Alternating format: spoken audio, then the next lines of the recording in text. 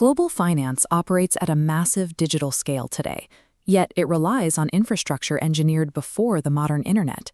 More than 70% of the world's largest banks still run their core operations on COBOL mainframes designed in the 1980s and 1990s. These systems process trillions of dollars daily, but their rigidity exacts a heavy toll. Maintaining them consumes capital that should be funding new product development. This line chart tracks the growing disparity over a 15-year period. While banking revenue growth has flatlined, the cost of technology maintenance has steeply ascended, growing 4 times faster than revenue.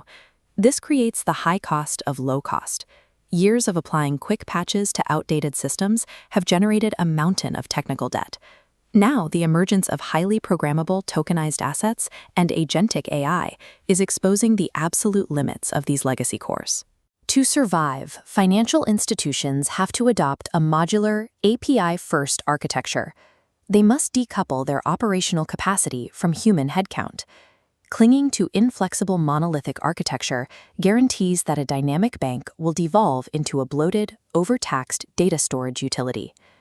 Upgrading a systemic bank is perilous. A complete rip and replace of the technological core at a trillion-dollar institution invites disastrous downtime. You cannot simply switch off a legacy mainframe actively processing continuous global transaction flows. Instead, the industry relies on a progressive methodology known as the Strangler Fig architectural pattern. The process begins by wrapping the legacy system. Engineers build a dynamic, API-first routing layer that encapsulates the exterior of the old mainframe. This glowing API web acts as an intelligent traffic director, sitting directly between the customer interface and the core databases. When a request comes in, the API web routes legacy queries down into the old mainframe, but diverts new digital products outward to cloud-native platforms on the edge. This setup allows the bank to construct a completely modern digital infrastructure in parallel. The legacy system continues to operate, but handles a steadily shrinking workload. McKinsey data confirms the efficacy of this phased approach, showing a 60% reduction in modernization risk. It also accelerates delivery. Banks using this routing layer complete their tech transitions up to 2 years faster than those attempting full replacements. By shifting product development to the external modular edges and leaving the core untouched, the Strangler Fig pattern neutralizes the bank's biggest liability. Once that API-first base layer is secured, the bank can safely interface with a new class of assets, programmable money. Traditional transactions are just static database entries moved via networks like Swift. Smart money carries its own embedded executable logic.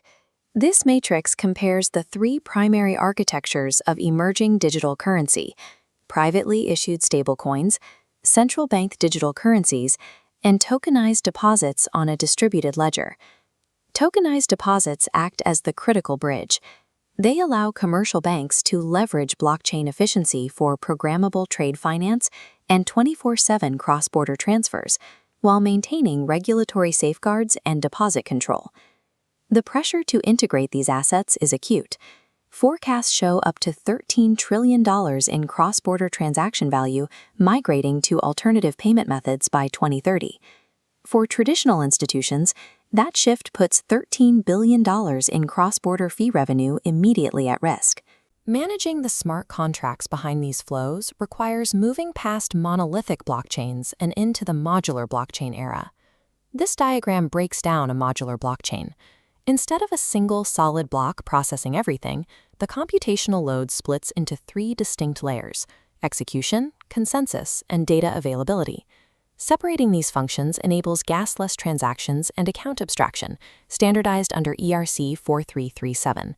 Users no longer manage complex wallets. Transactions execute rapidly at the top layer, removing technical friction. In practice, this architecture allows an escrow on delivery smart contract to automatically trigger a cross-border payout the exact millisecond a shipping container's cargo scan is verified.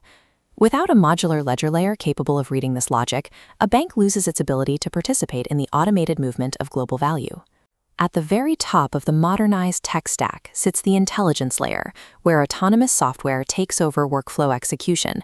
This relies on agentic AI. Unlike generative chatbots that simply answer questions, agentic systems decide, optimize, and autonomously execute multi-step workflows on behalf of a user. If banks fail to deploy these agents internally, they face the severe threat of vertical compression from external tech platforms. Historically, banks controlled the entire customer experience. This vertical stack illustrates those four traditional layers: the brand, the channel, the interface, and the execution at the bottom. Today, external generative AI assistants and digital wallets are wedging themselves into the process. They strip away the top three layers, compressing the bank's ownership down to a commoditized execution block. To avoid becoming an invisible, low-margin utility, banks have to build their own intelligent assistants to natively handle customer intent. Deploying internal AI agents also triggers a structural shift in the workforce, creating the 10x bank model, where historical capacity constraints are eliminated. Workflows move away from manual human processing. This structure shows a human employee acting as an orchestrator, digitally tethered to a cluster of specialized automated AI agents. The AI agents handle routine triage, ledger querying, and API routing.